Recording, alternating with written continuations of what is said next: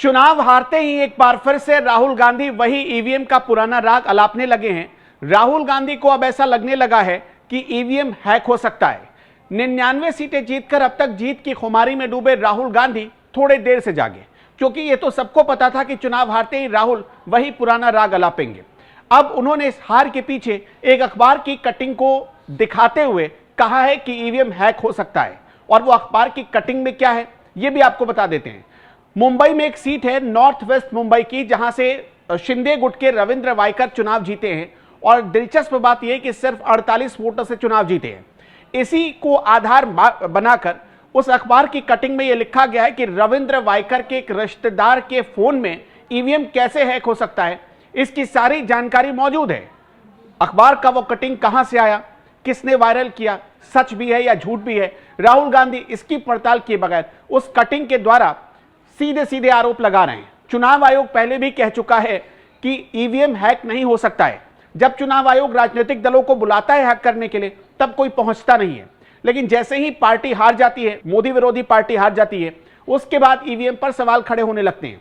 अब Elon Musk को भी इसमें घसीट लिया गया है।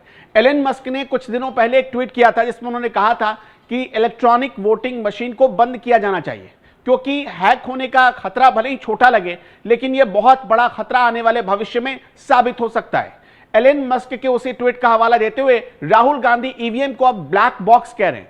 ब्लैक बॉक्स जो कि आपने देखा होगा बड़े बड़े विमानों में मौजूद होता है, जिसमें विमान में आई तकनीकी खराबी और उसके जो आपस में पायलट और को पायलट के बीच बातचीत होती है और जो एटीसी के बीच बातचीत होती है, उसकी पूरी बातचीत की रिकॉर्डिंग उसमें होती है। तो अब उसी ब्लैक बॉक्स का हवाला दे रहे हैं राहुल गांधी की ईवीएम एक ब्लैक बॉक्स है जिसमें छेड़छाड़ की जा सकती है। राहुल गांधी सच बोल रहे हैं, झूठ बोल रहे हैं, या हारने के बाद एक बहानेबाजी पर उतर आए हैं?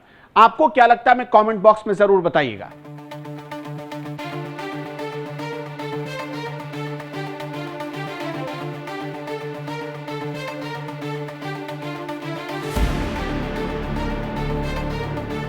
यही तो कांग्रेस का खटाखट खटाखट लूटने का मॉडल है। आम आदमी को, कॉमन मैन, मिडिल क्लास और किसान को कुचलने के लिए पेट्रोल और डीजल के दाम बढ़ा देती है। कर्नाटका की तिजोरियां खाली कर दी लूट कर। यही तो कांग्रेस का खटाखट खटाखट लूटने का मॉडल है। हाथी के दांत और कांग्रेस के सिद्धांत, खाने के अलग दिखाने के अलग। कांग्रेस देश भर में ढिंडोरा पीटती है महंगाई का, और अपने राज्यों में जैसे कर्नाटका हो गया, जैसे हिमाचल हो गया, वहाँ पर कमर तोड़ महंगाई बढ़ाने के लिए, आम आदमी को, कॉमन मैन, मिडिल क्लास और किसान को कुचलने के लिए पेट्रोल और डीजल के दाम बढ़ा देती है। आज जिस प्रकार से कर्नाटका में दाम बढ़ाए गए हैं, ये दिखाता है कि कर्नाटका की ट्रेजरी को, जो हमने सरकार जब छोड़ी थी, फुल करके छोड़ा था, उन्होंने अपनी क्रैकपॉट स्कीम में सारे पैसे बर्बाद कर दिए, क्योंकि कर्नाटका की तिजोरियां खाली कर दी लूट कर।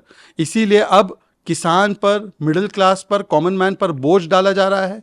और केवल पेट्रोल का ही नहीं, कर्नाटका में इलेक्ट्रिसिटी का दाम, दूध का दाम, बहुत सारी चीज़ों का दाम लगातार कर्नाटका की कांग्रेस की सरकार ने बढ़ाया है। हिमाचल में भी बढ़ाया है। आज मैं सवाल पूछना चाहता हूं इंडिया अलायंस के उनके तमाम जो साथी हैं उनसे, कि जब वो महंगाई की बात करते थे, एक तरफ प्रधानमंत्री नरेंद्र मोदी जी ने तो पेट्रोल डीजल पर 2-2 बार एक्साइज ड्यूटी काटी, सिलेंडर के दाम काटे, और दूसरी तरफ कभी कांग्रेस कर्नाटका में, कभी हिमाचल में जिजिया टैक्स लगाती है कॉमन मैन पर, तो उसके ऊपर आज ये लोग खामोश क्यों है, शांत क्यों है? आज सड़कों पर वो क्यों नहीं आए?